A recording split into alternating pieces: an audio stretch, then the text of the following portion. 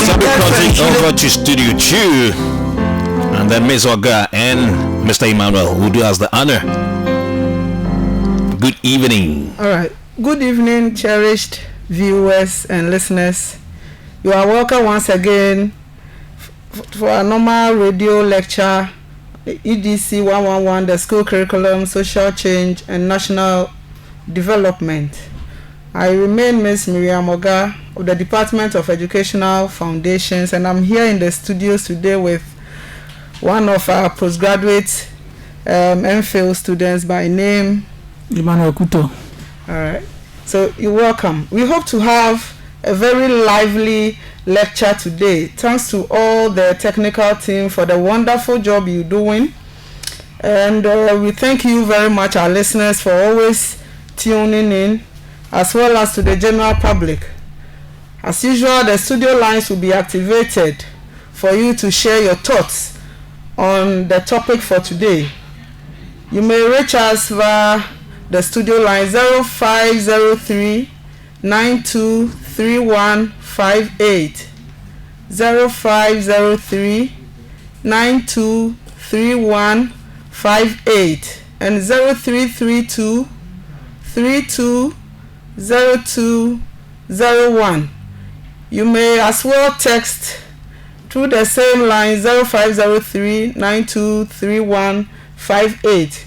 We are also streaming live on Facebook, Radio WINNEBA 98.3 FM, on Instagram, WINNEBA 98.3 FM, Twitter at WINNEBA 983 FM.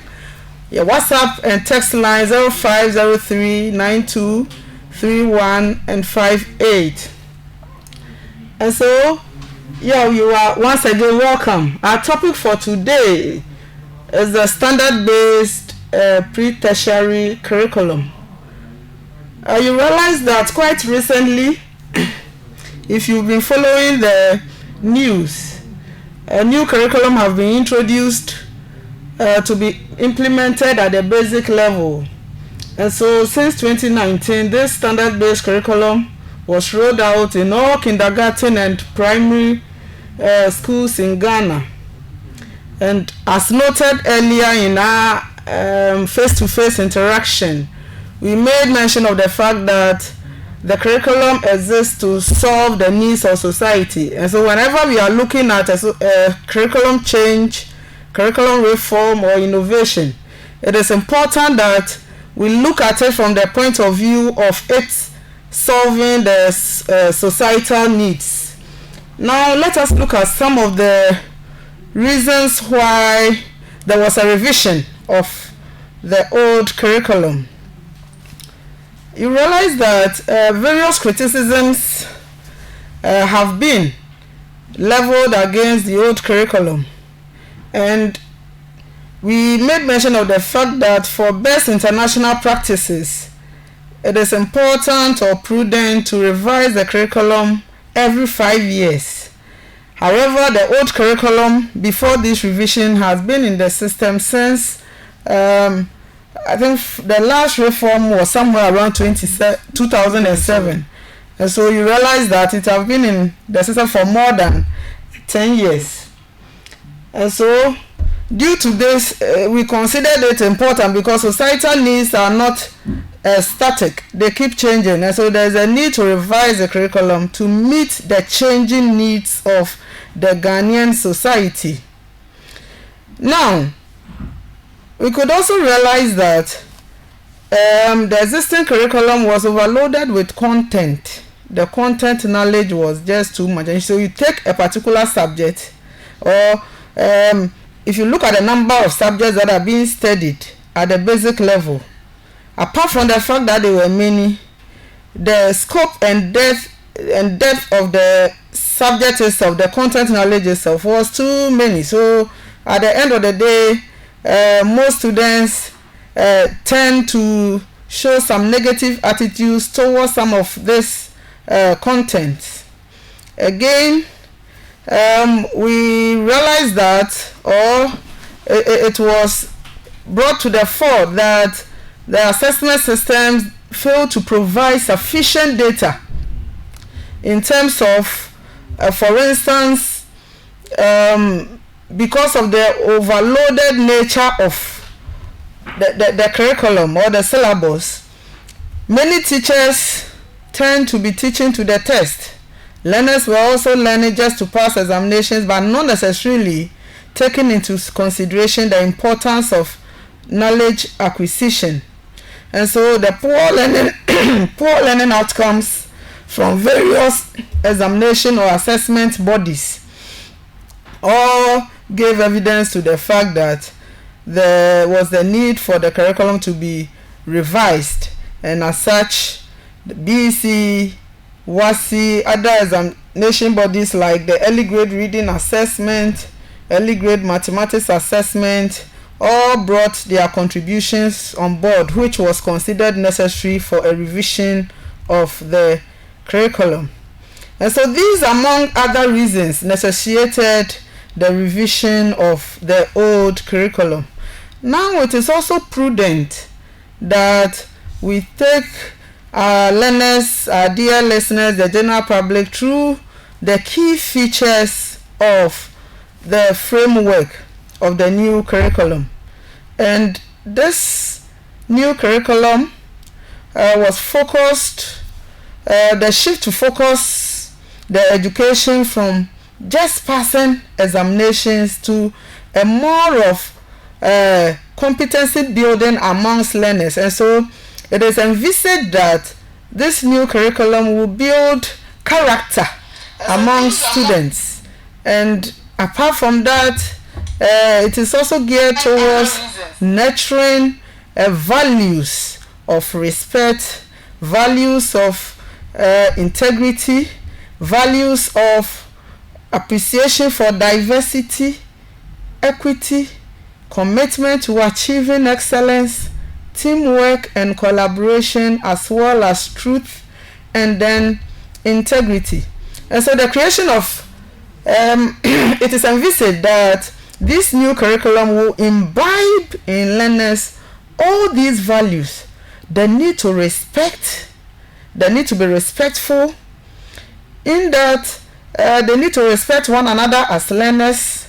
They need to respect. They need to be very respectful in the society, be law abiding, and in fact, they need to appreciate the fact that they are in the learning environment with people from diverse walks of life, and so they need to show appreciation for the diversity of people, the diversity of culture that we have in Ghana, as well as show some level of commitment to achieving excellence. Teamwork cannot be left out, as well as collaboration. It is important that Ghanaian students, learners, by the time they should come out from basic school, should be able to work as a team. Because like I keep saying, nobody is independent. Nobody is independent of him or herself. In one way or the other, you will definitely have to work with people. You live with people in the community. You be in the learning environment with people. You work with people. And so it is important that we foster, we nurture these young ones so that when they grow up, they will be able to collaborate and team up, so that they will be, it will go a long way to help in solving the societal needs that we all envisaging. Yeah. So, as noted earlier, an opportunity will be given to you for you to phone in where you need clarifications on certain issues that have been raised here. You will get the opportunity to receive satisfactory answers. And so we will continue. Now, let's look at the key features of the framework. Just like I have already started, building character, nurturing values, it is also important that this new curriculum, the curriculum framework, is looking at raising literate, confident, and critical thinking citizens. And so that is why reading, writing will continue to take its place, as well as digital literacy, at the end of the day, we want to see our learners to be very confident. They should be critical thinkers who will be able to solve our societal problems. And so another feature of this framework emphasizes on learner-centered pedagogy. Learner-centered pedagogy, where we are going to look at the learner as the focal point for lesson preparation, lesson delivery, and then lesson evaluation. We're going to consider the learner. The learner is going to form the core of teaching and learning in the classroom. Of course, emphasis will be on inclusion and then diversity. All people in the learning environment, all the students, as we looking at taking into consideration people living with special needs, they will all be included. People from diverse backgrounds will also be included, so that at the end of the day, if we find ourselves in a different context, we'll be able to adapt over there. After everything, when the phone lines are activated, we will be going through the core competencies of the standard-based curriculum as well. I don't know whether my colleague here, you have something before I continue with the lecture. Yes, okay. I think one of the key issues the new curriculum, specifically the features that the new curriculum seeks to achieve, is to emphasize on inclusivity, where no matter your background, no matter the diversity we have, wherever you find yourself, you should be able to fit in. If you look at our educational system, the focus is normally to train students who will be able to fit into the society and not to change the society as it happens elsewhere. And so inclusivity is very, very key when it comes to this new curriculum that we find ourselves with. Okay, thank you very much, Mr. Emmanuel. All right, so this is our question where which you will phone in to make your contribution. It is so brief, very simple. We are looking at the differences between the old curriculum and then the new one. And so when the phone lines are activated, it is expected that you share your thoughts in terms of the differences between the old curriculum and the new curriculum. If you have been following the discussions very well, you realize that I have mentioned them in one way or the other. And so you need to be critical thinkers. And so when the phone lines are activated, 0503-923158, you phone in and make your contributions on that. Okay, so let's look at how the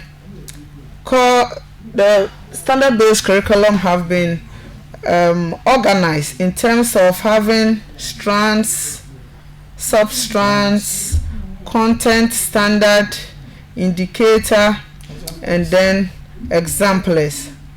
Now, the strands are the broad areas or sections of the subject to be studied, the broad areas. And so, for instance, if you take English language, we could have a strand like grammar, a strand like comprehension, a strand like literature in English. And so these various strands, these various learning areas of the subject is what we refer to as the strands. The same thing could happen in the case of science. If we take science, we could have strands like biology, chemistry, physics, etc. And so these broad learning areas are what we refer to as strands. The question then is, what are the substrands? And so the substrands are the topics within each strand under which the content knowledge is organized. And so if we have a strand like literature, don't forget that the strands are deduced from, the substrands are deduced from the strands. And so if we have already established that the broad learning areas of the subject is what we refer to as strands. And so in English language, we could have a strand like literature. So under literature, we could deduce a substrand, for instance, poem appreciation, poetry, drama, prose, fiction. These are all substrands. The content standards here will refer to the predetermined knowledge or skills or attitudes that the learner is expected to acquire at the end. And so if you take drama, what are some of the key areas in drama where you would want your students to acquire some knowledge from? And so the books that will be selected for study when considering, let's say, poetry will be the content standard. If it's about grammar, of course, it could have subject verb agreement as an area where students would have to attain some knowledge, skills, or attitudes. The next thing to fish out for is the indicator or indicators. And so these are the minimum outcomes that learners have to exhibit in order to meet the content standard expectation. And so the indicators represent the minimum expected standard in a year. In the same way, exemplars here would, like in the old curriculum, what we refer to as teacher-learner activities. And so the support and guidance, which clearly explains the expected outcomes of an indicator and suggests what teaching and learning activities could take in order to support the facilitators or teachers in the delivery of the curriculum. Now, for purposes of those who joined us, we are looking at the standard-based pre-tertiary curriculum. We have so far advanced some of the reasons why there was a need to revise the curriculum. We made mention of the fact that for international best practices, every 5 years, the curriculum needs to be revised. However, since the last reform in 2007, it was 2019 that a new one have been introduced. And I think some people may ask why. If for international best practices every 5 years, how come from 2007 till now it's more than so many years? It's more than 5 years, and we have now revised the curriculum. If you look back at determinants of the curriculum, we mentioned that financial priorities and constraints could cause a huge hindrance to effective revision of the curriculum, and so it can be adduced to that. We also made mention of the fact that the existing curriculum is fraught with content overload. The content there is, in fact, it was just too much, and so there was a need to revise in order to reduce it a bit. And so the scope could remain the same, but the depth to some extent have been reduced. Again, the assessment was overly emphasized in the old curriculum, in that even when you are sick and admitted at the hospital, WAEC will chase you and bring you your exam questions to answer when you are even on admission. And so it clearly relates to the fact that we were just relying on examinations. And that explains why there were a lot of exams malpractices, because schools will always want to find every available means to ensure that their candidates actually passed. Of course. And that explains why, as of now, students will pass, get to the universities, and they cannot perform because they didn't do it out of their own, or they didn't do it on their own. Yes, exactly so. And that is why it's like you teach, you can conduct your evaluations, and you realize that per whatever the student has written on the paper, it is okay. Sure. But in terms of evidence, output None. of no, you realize that it seems it will look like nothing has been taught at all.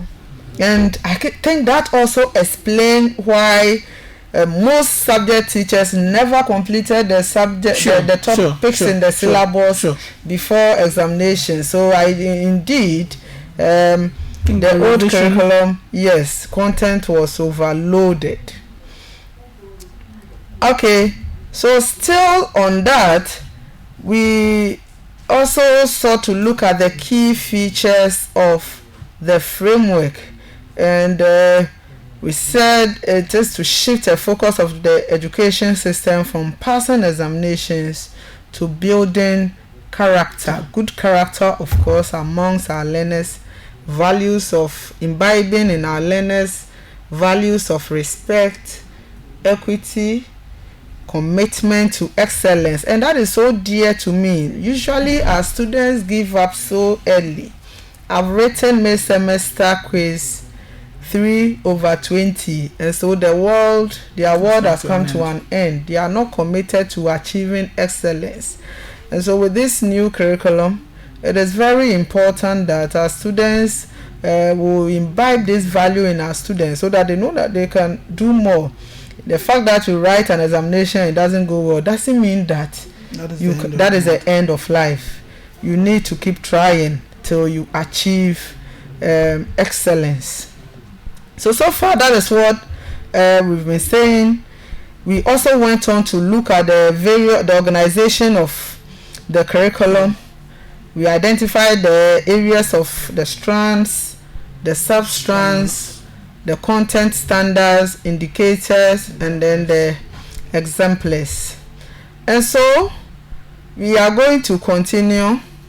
Don't forget to call the studio line 0503 923158 and 0332 320201. Your WhatsApp and text through the same line 0503 923158. Where you have any question, you can phone in, and then your problem will be solved, or your question will be answered.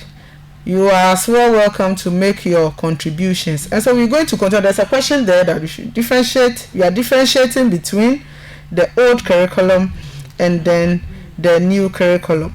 Now let us look at another critical area.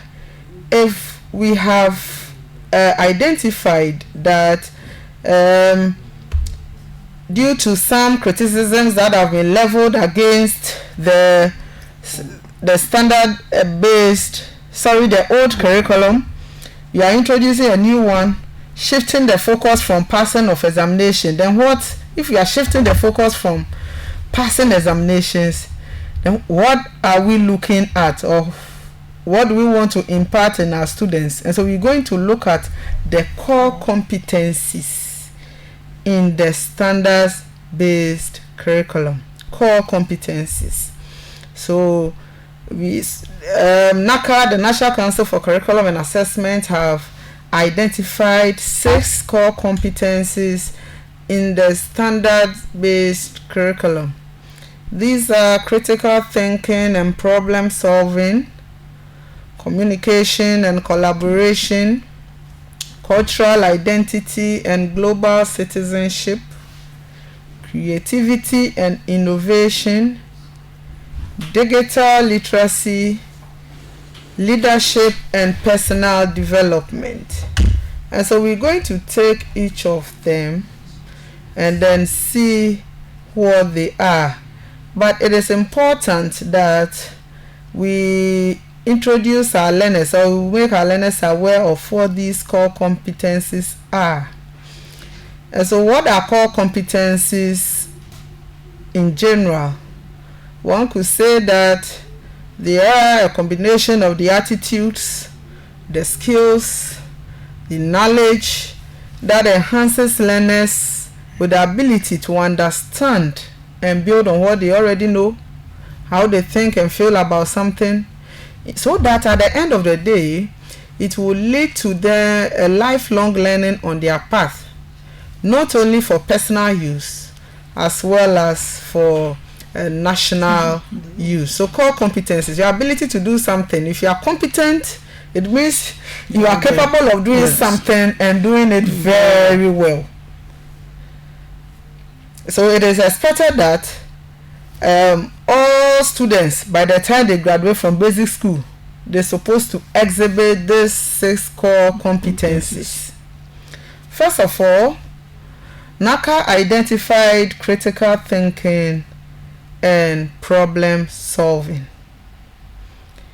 The new curriculum is looking at situation where by the time the learner goes through from kindergarten to JHS, such graduates will be able to think critically and solve problems. And so, what is critical thinking and problem solving? Developing in learners their cognitive reasoning abilities so that they will be able to analyze issues and find solutions to them. So, critical thinking, developing the cognitive and reasoning abilities of the learner. We shouldn't forget the fact that the education we are giving our students is geared towards a total development of the learner. The head, the heart, and the hand, the cognitive, the affective, and then the psychomotor domains of the learner. So critical thinking, problem solving has to do with the ability of learners to use their mind, their intellect, to reason and find possible solutions to a number of issues that they may be faced with in life. And so with these skills, they can draw on from what they have learned from their experiences in order to analyze situations. And so you would realize that the learner would have to learners will embrace any problem at hand. Yes.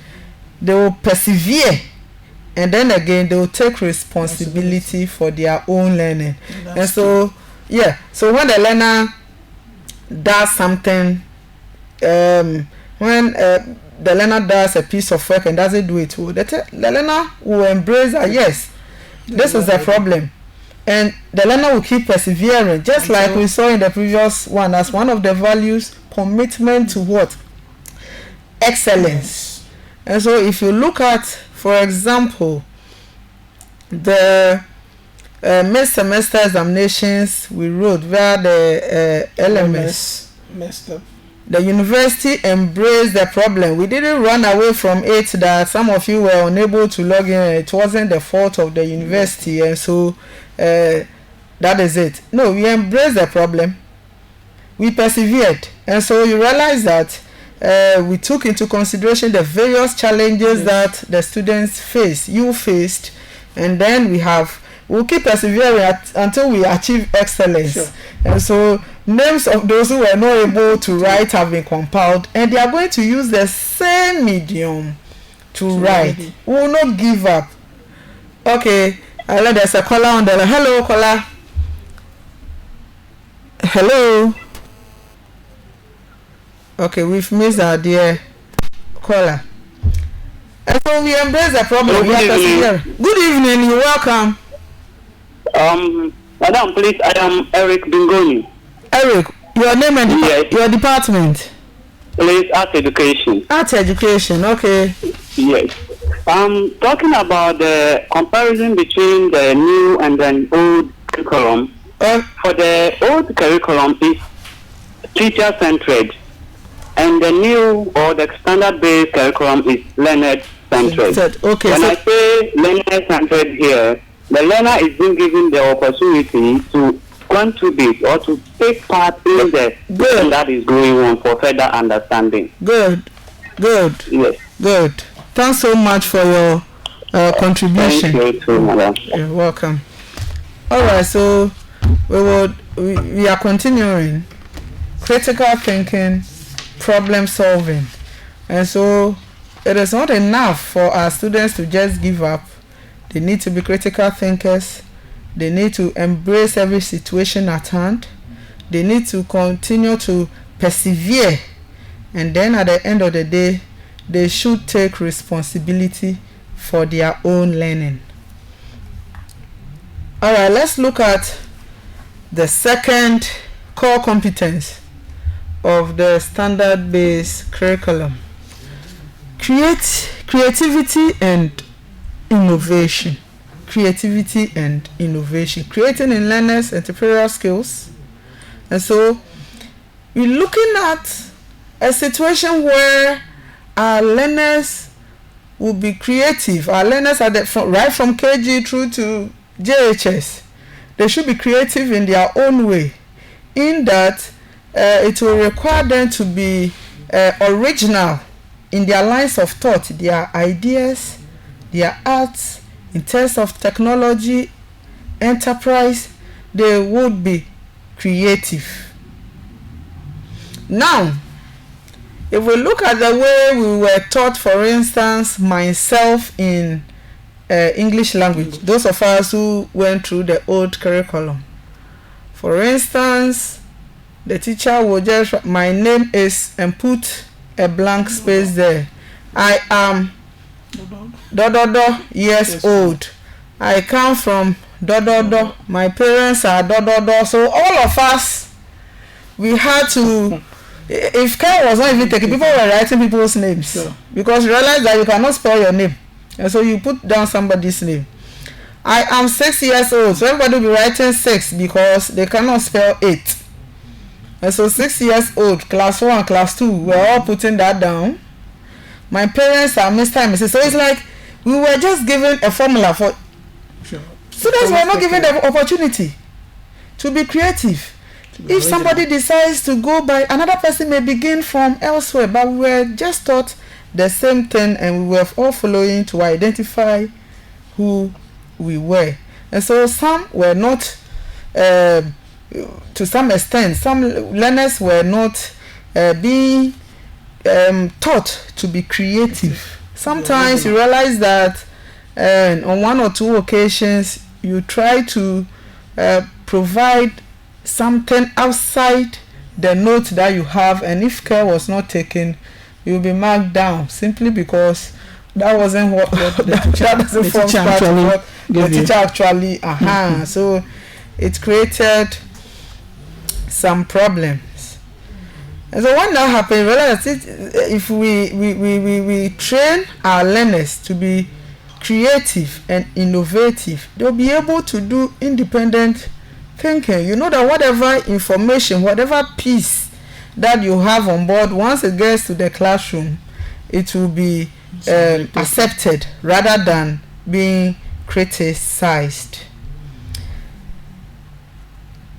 Another core competence as put forward in the standard-based curriculum has to do with communication and collaboration. Promoting in learners the ability to make use of language, the ability to use symbols, texts, exchange information about themselves and their lived experiences. And so communication, how to communicate or to collaborate. Promoting in learners this ability to use various forms of communication. Is not only the verbal one. Sure. If we're talking about full inclusion, then of course we're making use of both the verbal as well as the non-verbal forms of communication. And this reminds me of days when usually the facial expression of an elderly person in the home equally shape behaviors, and not necessarily opening the mouth or something. The mere looking at you will tell you something. But of course. In this case, I think that the communication is focusing on the use of the local language. That is the L1, then the L2. Sure. Where teachers will now be be compelled to use the local languages in teaching. Because the belief is that once students are able to communicate in their local language, that's the L1, it will automatically, or to in some way, shape their learning of the L2, that is the English language. And if you look at our days in school, when you speak vernacular, you are punished. Yeah. You speak wrong English, then you are laughed at. So you have a situation where students who, for shyness or for whatever reason, would decide not to speak at all. Yeah. So I think that the new curriculum, in a way, is trying to encourage the use of our local language as well as the English, both for communication purposes. Yeah. Thank you very much. And it is very important that I think NALAP also rolled out that even the medium of instruction up to lower primary. Should be the L1. Yes. And so it is important that, but sometimes it seems, okay, let's shelve this one. Let's shelve this one. Yeah. And so learners will be able to share their ideas with others. They will respect and value multiple views of others in and out of the learning environment, because if they are able to communicate very well, understand each other, share their lived experiences, and because of the collaboration aspect there, and so they'll be able to engage in sharing of ideas, and then they'll be competent when it comes to coming out with brilliant ideas. Yeah. Our dear listeners, the studio lines have been activated: 0503923158, 0503923158. You can phone in, you can send WhatsApp and SMS messages in order to take part or make your contributions to this lecture. If you have any questions too, you can use the same medium and then it will be addressed. Now, there's another core competence area that have been put forward: cultural identity and global citizenship. How can we promote the cultural identity of our learners? It is important that we train those young ones. We shouldn't forget that we are targeting, this curriculum is targeting learners from kindergarten through to JHS. So how do we develop in these young children their cultural identity, as alongside they being global citizens? And so we are looking at a situation where the learners would put their country and service first. Learners will make use of their knowledge, their skills, whatever attitudes they have acquired to contribute to the social, the economic development of the country. We shouldn't think that these children are too young in terms of age, and so how are they going to contribute to the socio-economic development of the country? Yes, if you take a critical look at, let's say, the national pledge, the national anthem, the key words there are so important. If we really recite and pay attention to it every morning in terms of practice, it will do us more good than harm, where it will just be sung as a mere school routine anthem or something. All right, we have a caller in. Your name and your department. Hello, dear caller. Akan is my department. Akan is my, yeah. You're welcome. Madam, please. Thank you, madam. Madam, sir, the network is not helping us. So the network at Ejumako. Yes, please, not helping us at all. I don't know if it is our network or if it is studio network. You don't know. if you can forget the techniques to do it for us. Okay, well noted. Well noted. Thank you, madam. Yeah, they work on it for you. Okay, madam, thank you. You're welcome. Yeah, so we were looking at cultural identity and then global citizenship. We are saying that our learners, in as much as we may see them to be very young at that stage, in fact, they have a role to play. We don't need to wait till they get to tertiary before. What if some do not get the opportunity to get to SS? How do you think that we can help such learners at that level to also make contributions to national development? If you look at the old curriculum, history was not taught as a single, as a subject on its own. In fact, it was infused with social studies. Yeah. So you do a bit of history in social studies. But with this new curriculum, history has been singled out and is being taught as a subject down there. I think it is part of the agenda to make sure that students imbibe that spirit of patriotism. Yes, patriotism, national consciousness, etc., etc. And so it is part of the broader agenda to ensure that students, as it were, get to know of their culture and develop eventually to become the global citizens we are looking for. Yeah, that is very important. And you realize that students will now, or learners, our dear ones, will begin to question that. So apart from those who made significant contributions on the country Ghana, they may begin to delve into their past, their family as well.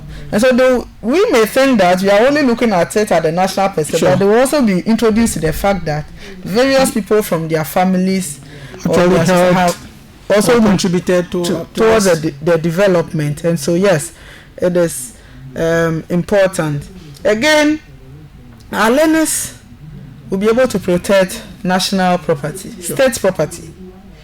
The very classrooms the very seats they are sitting on, people have sat on it.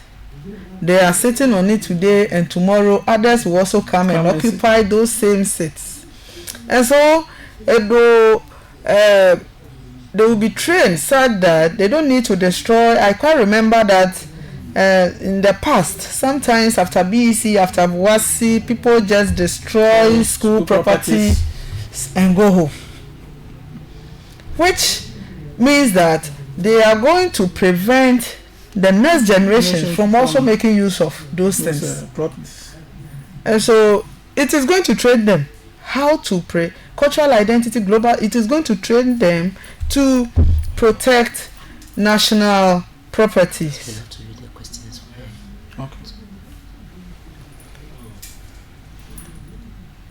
Okay, we have some messages from our WhatsApp platform. Yes, sir. The message is: Good evening, madam. Please, I am Apreku Ebenezer from the Management Education. Okay. Please, I'm asking that due to the fact that the old curriculum was aimed mainly at examination, promotions from maybe stage 1 to stage 2 was based on mainly on the performance of at the end of their respective examinations. In the revised curriculum, if a student is not actually performing during the examination, are they going to be promoted or will be repeated as in the old curriculum? I think basically what the texter is asking is that in the old curriculum, when a student fails, he or she is made to repeat. Yeah. But in this case where we have a new curriculum, what is the assessment mode? How are they going to be promoted, or whether they'll be repeated? Or and so you realize that do you have others, or we let's answer one by one. And so you realize that in the old one, yes, we focus so much on examinations. Here, emphasis is not going to be on examinations, but the acquisition of the skills, the competencies. And so you are in the class, and it may happen that you may not even spend the full year in a particular class. Once you are able to grasp the core the concept, the competencies, the skills, you can be promoted. You can also be there until you get the skills and the concept. And so it's not going to be straight examinations before you fail, you'll be repeated and the rest. Promoted. No. Now, the acquisition emphasis is now on the acquisition of the skills. So once you get the skills, you will be promoted. Yeah. Okay. It doesn't mean, yes, it is important that we let our lesson. It doesn't mean that examinations will never be written. Please. That is why the examination is not going to be the only form of evaluation. Yes. It's not going to be the only form of evaluation. One-time examinations, like you write DEC and you write WASI, you fail, and then that's the end. You are not going to consider only the pencil and paper test. That is why examinations will be written Basic 2, Basic 4, Basic 6, and I think JHS 3 or so. So you realize that emphasis is not going to be solely on examinations. Okay, let's take the second. Good evening, madam. My name is Michael, Management Education. The comparison between objectives or the old curriculum and the standard-based curriculum, that's the new one, is in old curriculum, students are assessed through criterion reference mode, whilst in the new curriculum, teacher employ different modes of assessments. So basically, it's just adding up to what you are saying. Then we have another. My name is Nathaniel from History Department. One of the differences between new and then the old curriculum is that the old curriculum placed emphasis solely on the knowledge that the students would get, whilst the new curriculum places emphasis on the skills and competences of the students. Yeah.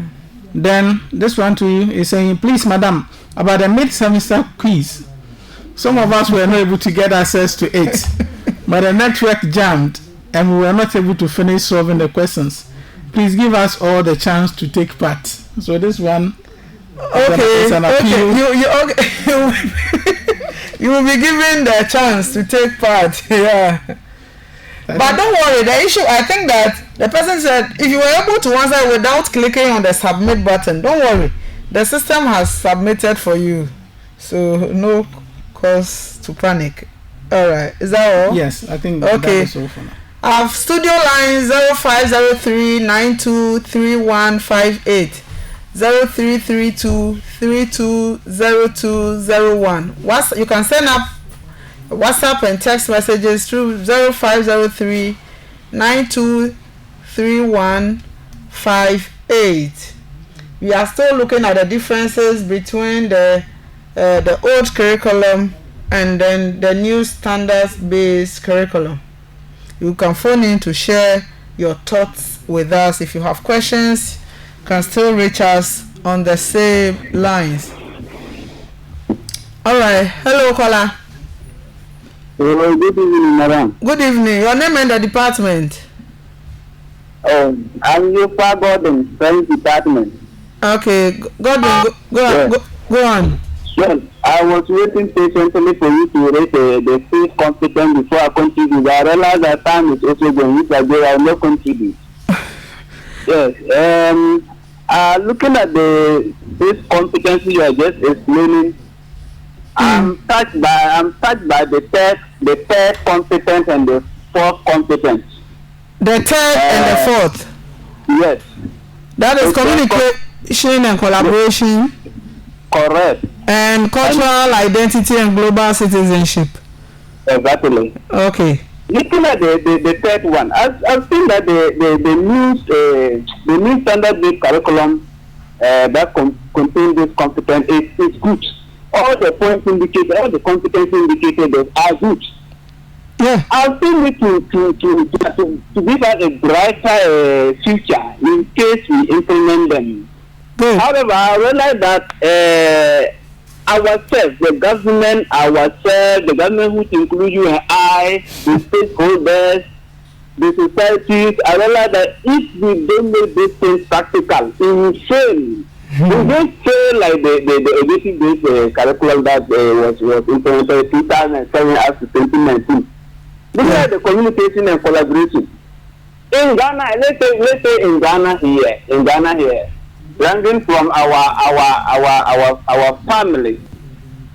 Ranging from our families, I don't think there's effective communication and collaboration that the younger ones can imitate from us. You understand? Yes. The father wants to be the boss of the family, and if the father is not earning salary or having any means or income, the mother wants to be the boss, and you see a lot of miscommunication going on there, and the children will emulate.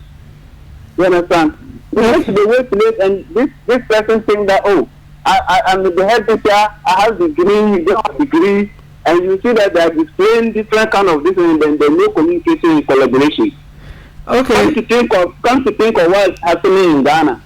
You can see that sorry to say, because of politics, a lot of us are not cooperated.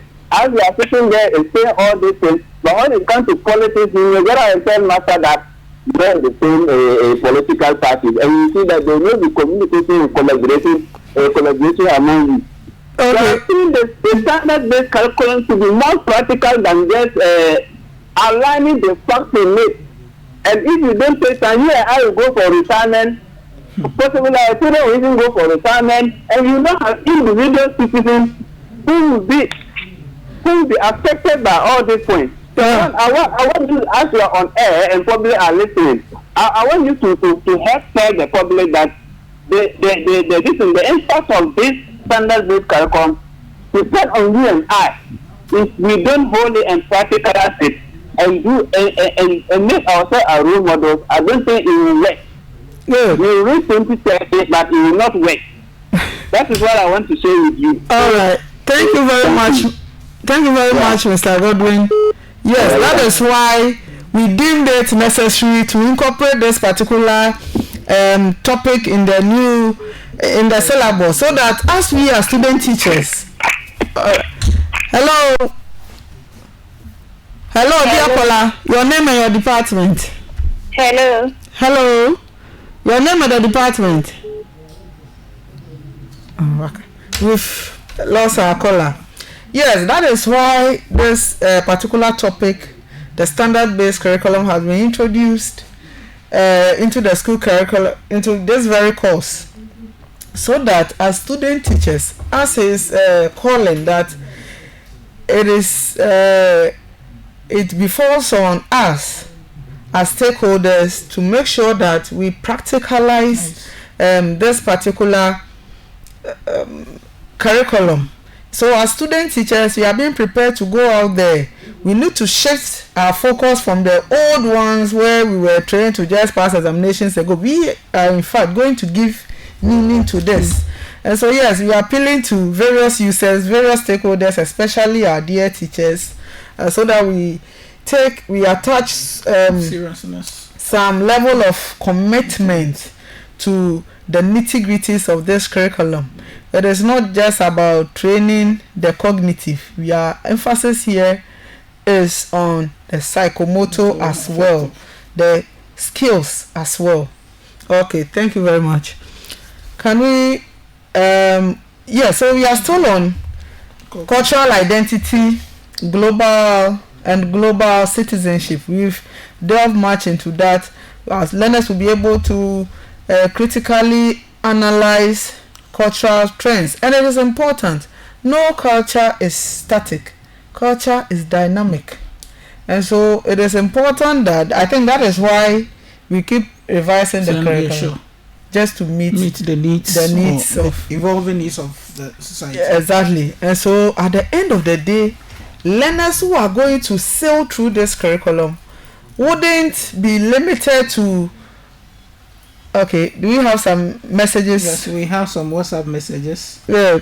This one reads, Madam, please, some of us were able to get access, but we were not able to finish solving all the questions, and the network jammed. Please give everyone the chance to take part in the next quiz. I think it's still on the LMS Buhaha. If you want, so do you expect those who also have 2020 to take part in it, as well as, all right, I think names have been compiled, so you need to check on the various platforms to find out whether your name comes up as those who are going to take the supplementary exams. I think efforts have already been made on that. Okay. This one also is good evening. Please, I didn't get the meaning of content standard and exemplar. Can you explain for me? Okay, so we're looking at content standards and exemplars. Now, the content standard, we are saying it refers to the predetermined level of knowledge. In other words, we could see it as the topic itself to be treated, and not necessarily the broad one. Now let's begin. The strands are the broad sections. Yes. So the topics in each of each of the strands. So if you have a strand, like I think there are listener who asked that particular question, follow it from this way. Get the strand. Let's say if it's about social studies. Social studies, we have strands like geography, history, economics. Now, even business aspect. There's some business aspect. Okay. Then sub-strands are the topics within each strand. Okay. And so if you take history, for instance, what are some of the broad topics in history? What are some of the topics in history that have been outlined in the social studies, as a subject? So maybe the history of Ghana from 1500 to, let's say, 1900. That is a substrand. Now, the content standard will refer to the knowledge itself. So if it's about the history of Ghana from 1500 to 1900, what knowledge do you want the students to get between this period that you have outlined? You know, it is very broad, and we can't study everything. And so you have identified a particular topic within a strand. What is the knowledge that you want them to get? Is it everything? You get it. So the constant standard refers to the subject matter knowledge. What you want the learners to be able to learn, the knowledge that you want your learners to acquire within that particular topic. And so by the end of JHS, this is the content knowledge that we want our students to imbibe. These are the skills that we want them to have. And then I think indicator, right? No, I think the content standard and an exemplar. And then the exemplar. So the exemplar, we are looking at the support, the guidance that will clearly explain the expected outcome of an indicator, meaning that our student already understands the indicator. Yeah. Okay, so the exemplar, the teacher-learner activities. Yes. The learner is expected to get some content knowledge. We have explained that from the content knowledge we deduce an indicator. The indicator is more or less like a specific objective. Okay. So if you have stated a specific objective that the students are expected to attain at the end of first year, at the end of second year or something, which activity, what do you make the students engage in? What activities do they engage in so that they will be able to attain that? So the example becomes, in the old one, what we refer to as teacher-learner activities. Yes. Okay. I think that's all. Okay. All right. So we are still waiting. We were on the core competencies. Core competencies. Yeah. So the issue of global citizenship. If we look at this new curriculum, it is expected that having gone through, learners will not only be functional in Ghana. If they should find themselves in Nigeria, in Togo, in Australia, in USA, they should match the students there without necessarily going back. And so I keep saying, you realize that when somebody moves from this country to a different country, you don't go and start class 1. For instance, as you are here, you may decide to go and continue your education in Australia or Canada. And I don't think that if you go there, you have to go and enroll from basic 1 and run through their ranks and file. To a larger extent, the education this country is providing is what? It meets international standard. Benchmark. Yes, it means that benchmark. That is why foreigners also come here. And then they come and have a feel of our education. So we're going to continue to promote that. The fact that we are saying it here doesn't mean that the previous one, the old curriculum, isn't doing that. We are still maintaining it as a key point. But here with the emphasis on the skills. The emphasis on skills. So that when they move here and they go elsewhere, they should be able. If you call a Ghanaian citizen, a university graduate, and a graduate from a graduate of the same program from an international university, they should be able to team up and produce something without necessarily facing major challenges. So our learners will not only be citizens of Ghana per the knowledge they are going to acquire from the skills they are going to acquire from the new curriculum, but they may function internationally. And I think it's in line. It is in line. That is where we are hoping to go. Dear listeners, the phone lines have been activated.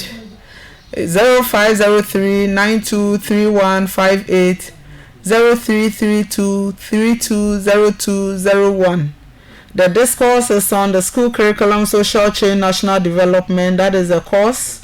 And for our topic today, we're looking at the standard-based pre-tertiary curriculum, the new curriculum that I've been introduced. Hello, caller.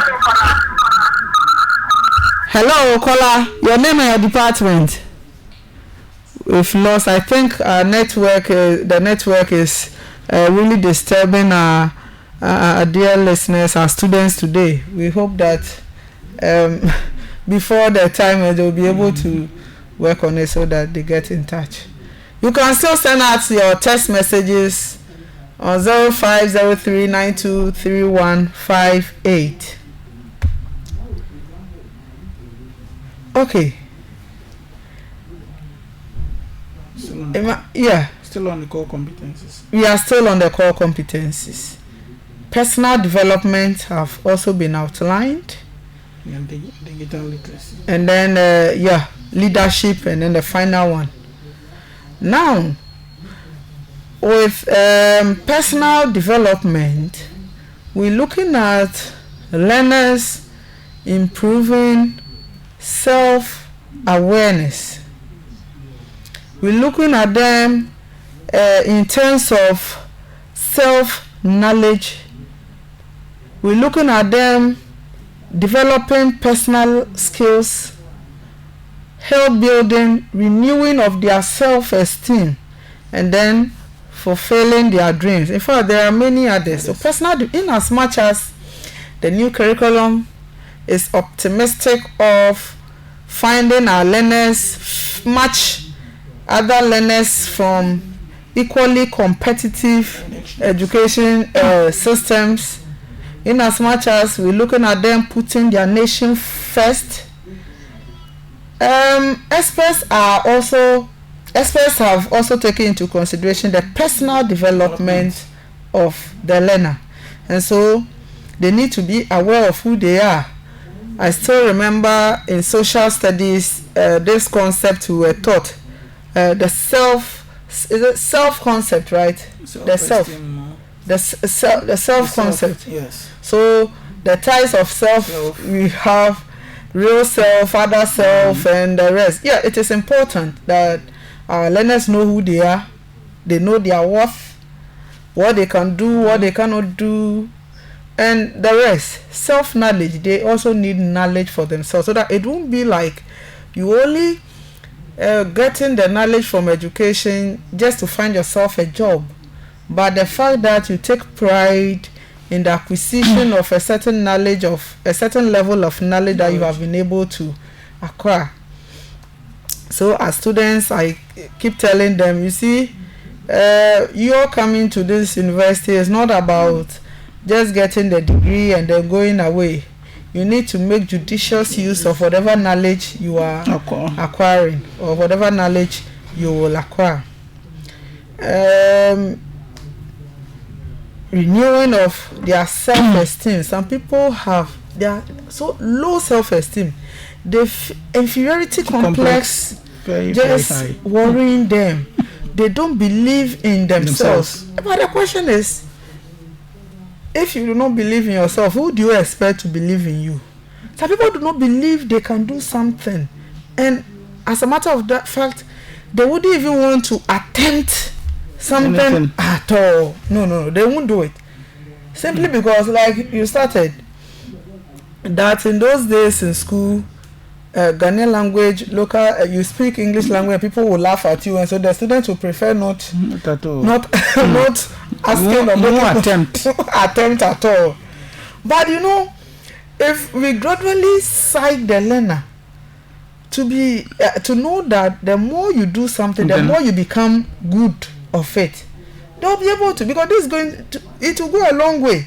Who knows? Maybe you could be the next president or the next minister. You are definitely going to present yourself to be scrutinized. Sure. Even if you finish and you are going to look for a job, you definitely. And so if you don't believe in yourself, you may go out and flop. This new curriculum is not going to focus on just passing your examinations. Sure. And so a time will come, you apply for a position, you may take the aptitude test and everything. That is why to date, even when you overqualify for a job, you will still subject yourself to be interviewed. Your certificate is there. The panel knows very well that you have met. Yes, they can do their background search, but still they need your presence, because there are certain things that certain things speak about you which the certificate cannot identify. And so you need to present yourself. You need to have that confidence, and that is one key thing that they will look out for. Yes, and I think that the teachers, that is why the role of the teachers in the implementation of this new curriculum is very, very important. Because sometimes students develop some of these attitude because of the way teachers talk to some of them. A student answers a questions wrongly in class, and the kind of response that the teacher will give to the learner will not even attempt to ask a question or answer a question again. And so it is very important that with this new curriculum and the competencies it seeks to imbibe in the learners, the teachers must take an introspection into themselves and ensure that they do the right thing, guide the students to get the competencies that the curriculum actually expect them to imbibe. Because at the end of the day, that is the essence. Even though, yes, the curriculum seeks to satisfy the needs of the society, the needs of the learners, if the teacher who is at the center or the one who is going to implement decides to do otherwise, the whole purpose for which this beautifully crafted curriculum will amount to zero. And so exactly. And so our dear teachers, other stakeholders, we need to understand. I think our dear teachers need to take these core competencies vis-a-vis the values as their companions from now. So everything you do, you look out for the competencies you are expected to expose the students to, as well as the values. So I keep saying, the fact that we are promoting these core competencies, those values, moral values, we don't have a subject like personal development and leadership. We're not going to introduce a subject like respect. We're not going to introduce a subject like commitment to excellence. It is part of the hidden curriculum. It is part of the hidden, which we have already introduced them. So as teachers, we need to. Don't say because you are not a social studies teacher, because you are not a religious and moral education teacher, so if you find an uncalled for behavior, you will not address. It is important that we take into consideration, we take this issue very seriously. Other than that, we may go back to the same old story. But if if we don't do the right things, in the next 5 years or 10 years, we'll come back and complain of the same old stuff we complain with the objective-based curriculum. So we need to do our homework well and ensure that the right things are done, especially with the implementation aspect. I think they will have to continue organizing.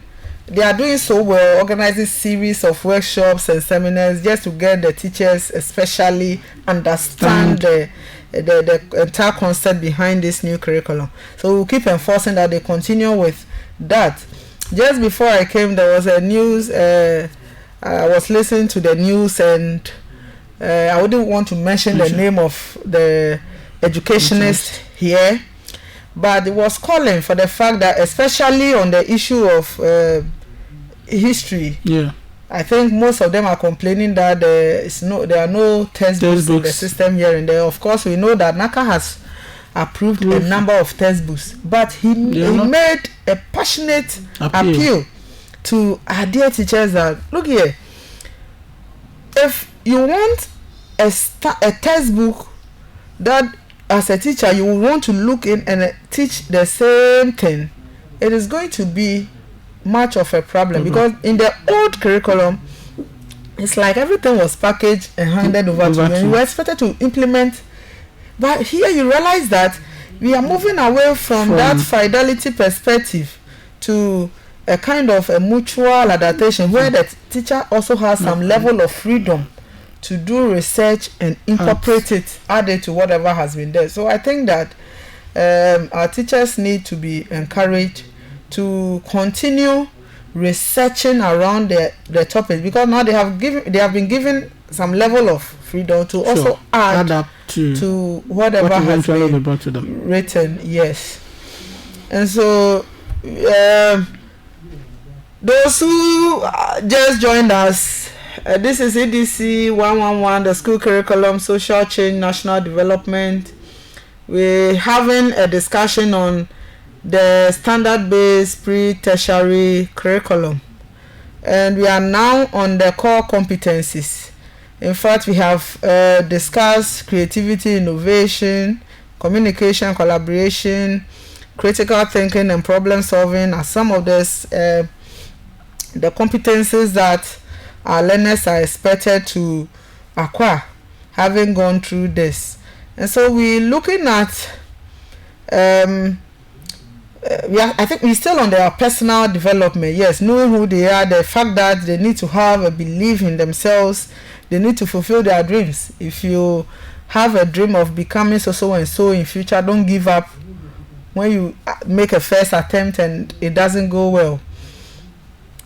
Also, it involves recognizing the worth of values of honesty and empathy. It is important that in as much as we're talking about personal development, we also take into consideration the well-being of others. So as a learner in KG, JHS, primary, KG, primary and JHS, that concept of selfishness wouldn't be there. You're thinking about the well-being of yourself as well as the others, those around you. And so it is not only about you, but you also think about others. This behavior I'm putting up, whatever you are doing, you ask yourself whether it will benefit others as well. And so it is expected that in terms of personal development, our graduates will be able to differentiate between what is right and then what is wrong. Our graduates, by the time they have gone through the standard-based curriculum, will keep persevering. Perseverance is also key. Resilience, and then that self-confidence. Then there's one thing, moral integrity. Integrity also very key.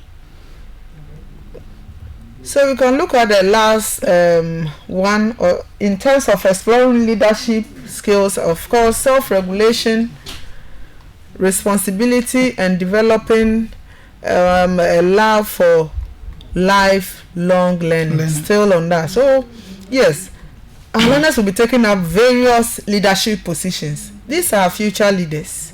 They are going to become the next ministers, the next heads of state, the next heads of institutions, and a whole lot.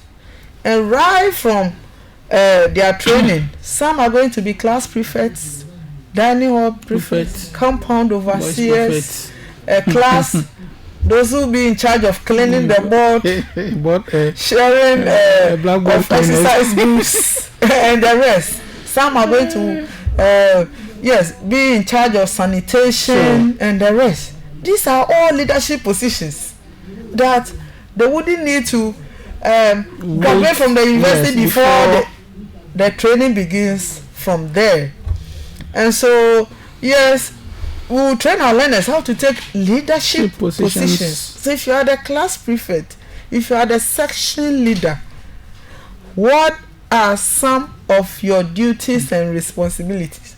And so before these students graduate from JHS, by the time they enter SHS University, they will be exhibiting some of these leadership qualities. And so, yes, at the end of the day, one day they are going to be the people who will sit down to revise the curriculum. They are going to be the next ministers in charge of various sectors and agencies. And at the end of it all, the ultimate thing will be for them to be develop a love for lifelong learning. Love. It won't be like I'm just learning because everybody is going to school. So I've also come. It won't be like because of school feeding program. So I'm also going so that I go and eat. But you will know that yes, you are ready to learn. You want to learn. You want to know more, and you keep striving till you get an ultimate satisfaction or what you want to achieve. Personal development, leadership. We can take a look at the final core competence outlined in the standards-based curriculum, which is digital literacy. Yeah. So digital literacy, we are expecting that our learners will be literate not only in reading and writing, but when it comes to making use of technology, computing, programming, making use of the computer to solve problems. In fact, now if the kind of assignments and tasks that our learners will be given, time will come that they will need to do further research from the internet. So we will be we'll move away from teaching computer lessons by drawing the monitor and the mouse on the board and asking the students to search for their information. When you even draw it on the board, this is the mouse, this is the monitor, this is the system unit, and it doesn't really make any meaning. The student may see the real object and they may feel like so that is why government will continue expanding computer labs in some of the in the schools, not some of course, so that extending internet to school, secondary schools. Yes. And it is going to go a long way to have an impact on our dear learners. So I think that it is important that learners will communicate through ICT to support their learning and make use of digital media responsibly. And as you already made mention earlier on, curriculum is there to serve the needs of the society. And so once the needs of the society changes, then there is the need for the curriculum to also change to reflect the new needs of the society. And if you look at the age we find ourselves, technology has gradually taken over virtually every facet of the society. And so there is the need for the new or the students or the learners who are being groomed to also get familiar with some of these tools, so that as they are growing in their learning, they can integrate them or they can incorporate them in their learning. Because at the end of the day, when these same students leave here and they go to the other part of the world, they are going to compete with students who are technologically inclined. And so if we leave our students behind in terms of this technology, then we will not be doing them any good. That is why I think this new curriculum is very, very important and has a way of helping these students to get used to some of these technological tools that we have. Yeah. Thank you very much. And so you realize that, you see, I'm not here to, I wouldn't want to praise this COVID-19 virus, but to some extent, it has helped. It has helped. It has been a blessing in disguise. Sure. In that, it has really revealed the filth in the, no, filth will be too much of a word. It has really revealed the anomalies, the deficiencies, the anomalies in our education system to show that we are lacking, we are far behind the international community. We are far behind. In that, yes, we know that series of measures were being put in place so that we migrate from the face-to-face or the old type of the traditional method to meet this. But in fact, when the time came, nobody has told us to quickly make sure that we find ways and means in an attempt to manage this virus, social distances, less face-to-face interactions, and so let's make use of other digital platforms so that they will help in it will go a long way to help curb the spread of the virus. And you realize that virtual learning has really been the center, especially at the tertiary level. And so yes, we are getting there. So students who are complaining, students who due to one reason or the other, they feel that we should go back and use the pencil and paper. That is what the other day I was telling them at the lecture hall. In fact, LMS has come to stay. Even if the virus should vanish from, we will have to still continue with this, because that is the digital era we find ourselves now. That is the era we find ourselves now. So apart away from coronavirus, I think that making use of technology to augment our teaching and learning, our traditional mode of delivery, is something that is good, and we need to applaud ourselves for the good work we are doing, struggling to get the connection, struggling to make a phone call to contribute. That is how we're supposed to be, so that little by little we would get there. And you remember when computers or this forms of when it began getting deep into our fabrics as Ghanaians. Remember when you have to go and stand at a phone booth, send telegram messages here and there, sometimes just email. You have to go and queue at the nearest communication center so that, and you realize those days not so far from now, when immediately after BEC or WASI, you realize that people go and enroll at computer schools. Yes, to be trained on typing and just getting access to internet, creating emails and the rest. Now, the fact of the matter is technology has come to stay. It has come to stay. Whether we like it or not, it is with us. And so there is the need for us to train our, learners how to use them. So that wherever they find themselves, they can fit well and do well as we expect them to do. Good. Yeah, so let us keep abreast with the changing trends in our system.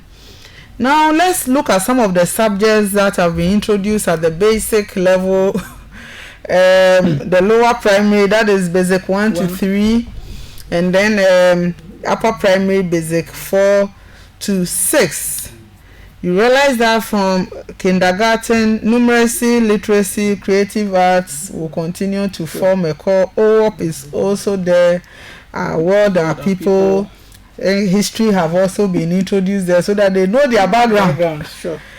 So yes, this amongst others for lower primary basic 1 to 3, the numeracy, literacy, And so literacy, we're looking at Ghanaian language as well as the English language. And then from basic 4, that is upper primary, they will continue with an additional literacy area, which is the French. So science will continue to maintain its place. Creative arts is also there, so that our students can be creative. History of Ghana, religious and moral education, our world, our people, and physical education. Numeracy still in upper primary.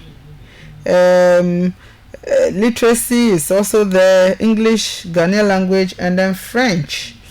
And science, creative arts, history of Ghana, RME, OWOP, computing, and physical education. We are expecting our learners to come out with various computer computer programming, yes. Develop so many softwares, other things, so that we could make teaching and learning much easier. And so that is where we have come this far in today's lecture. We've been looking at the standards-based curriculum for purposes of those who might have just closed from lectures. Last week, most of them were complaining that they don't get opportunities simply because they usually at lectures at the time we begin. And so we can make a quick summary for you. Today we've been looking at this is EDC 111, the school curriculum, social change, and national development. We are on the topic, we are having a discussion on the topic, the standard-based pre-tertiary curriculum. We began by looking at the fact that recently, I think from 2019, a new standards-based curriculum was rolled out across various levels of education. That is the kindergarten, primary schools in Ghana. Now, we also made mention of the fact that in our previous lessons, we identified that the curriculum exists to solve societal needs, because society happens to be a major determinant of the school curriculum. And so if we are having if a new curriculum is being introduced into the system, it is important that we look at it from the point of its impact that it is going to have on the very people that the curriculum is being designed for. And so in our case, the curriculum is being designed for Ghana. And so we're looking at the impact that it is going to have on in our country. And we started by looking, one may ask, why the revision of the new curriculum? Yes, and we said the curriculum had not been comprehensively reviewed in recent times. Yes, vis-a-vis international best standards, where we said ideally every 5 years there is a need to revise the curriculum. And of course, this is simple. I think that as individuals, we do set goals, we do set objectives in life. I don't think what you aimed at in the last 5 years, which to some extent included getting admission to UEW, will resurface if you should draw up your next 5 years plan as getting admission to UEW, first degree. It could be second or any other, simply because part of that problem have been solved. And so looking ahead, it could be finding a job of your choice or something. And so yes, for international best practices, it is important that we review the curriculum to meet to meet the current needs of society. Why a revision of the old curriculum? I think that is the question that we activated the studio lines for our dear listeners to phone in and then ask their questions or make contributions or provide answers to the question that was asked. Unfortunately, we have had a number of callers complaining about the poor nature of the network and their inability to join in with us. We still say kudos to those who were able to sail through. Some have sent us messages on WhatsApp, and we have acknowledged all that.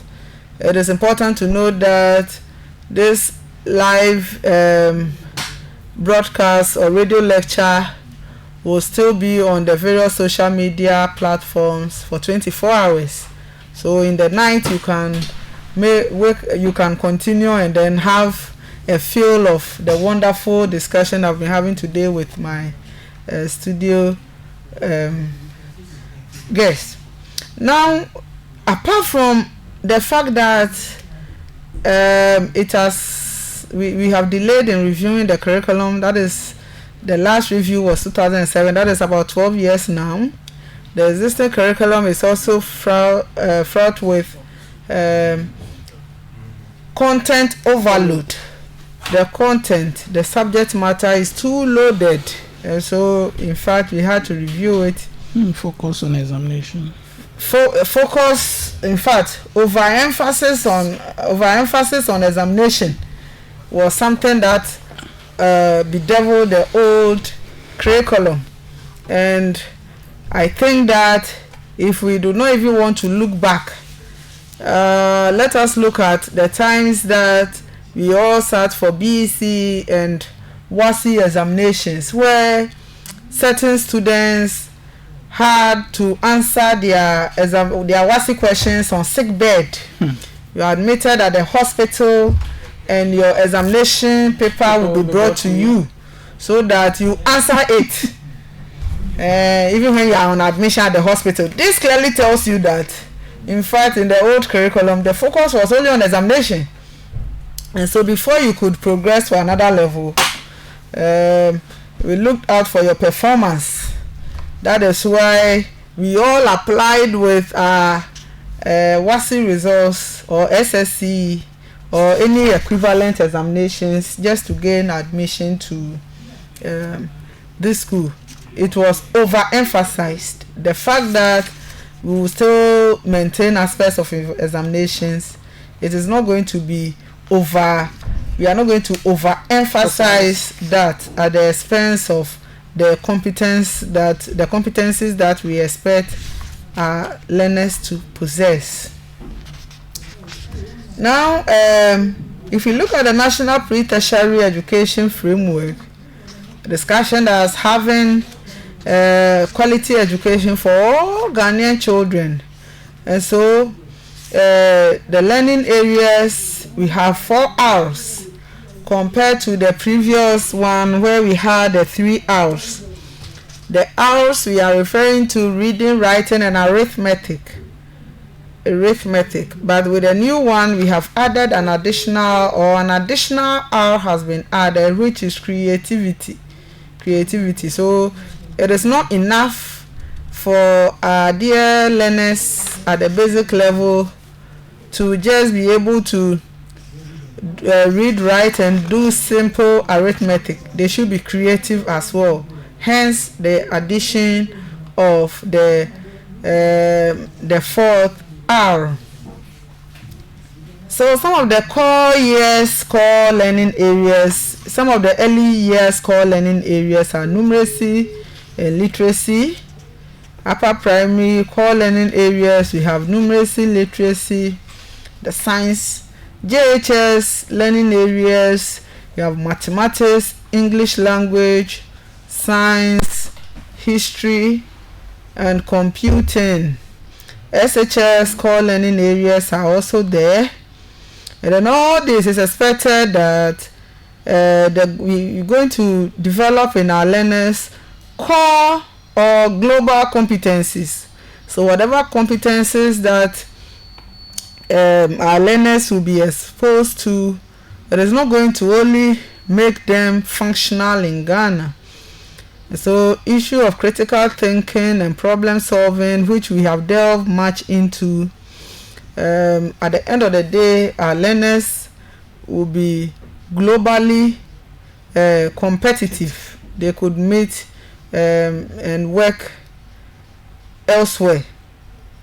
Now, pedagogical approaches, the methods, the teaching techniques, strategies are going to be focused on the learners. So we are going to employ more of the learner-centered methodologies. Again, the schools, of course, will continue to be teacher-centered schools. Emphasis, I'm repeating that classrooms are going to be learner-centered, but the schools will be teacher-centered. One may ask, what does it mean? Yes, if we say that our schools will be teacher-centered schools and learner-centered classrooms, it means that we're going to have teachers who have the necessary qualification to teach our dear learners. With the implementation of this new curriculum, it has a standard for the implementers, the teachers, the facilitators. At least the minimum qualification will be the first degree.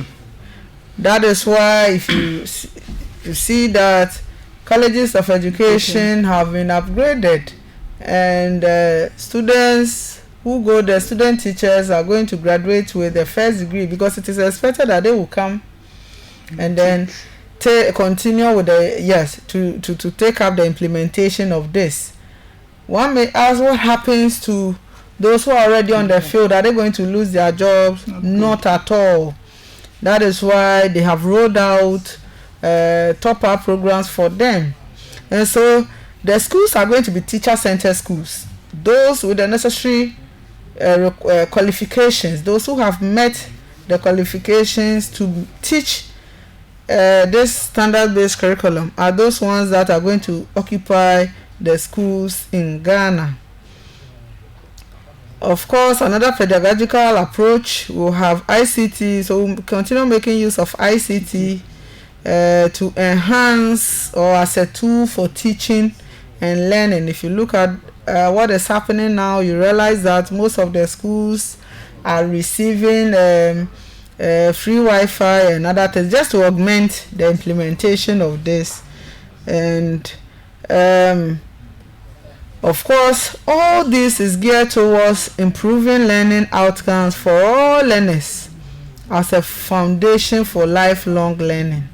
And so we want for all Ghanaian children to be to come out as effective and efficient. It is important that we lay a very good foundation for them. That is why this new pre-tertiary education curriculum framework starts from the very foundation, which is the kindergarten through to JHS. From there, our dear listeners, we moved on to look at the key features of the framework. We identified the fact that we are moving towards a focus of education from just passing examinations to building good character in citizens, and will be nurturing values of respect, of teamwork, of commitment to achieving excellence, diversity, amongst others. Of course, we didn't end there. Like we have already said, emphasis, another feature of the framework is that learning will be, teaching will be learner-centered. And of course, it is going to cater for a full inclusion of every student,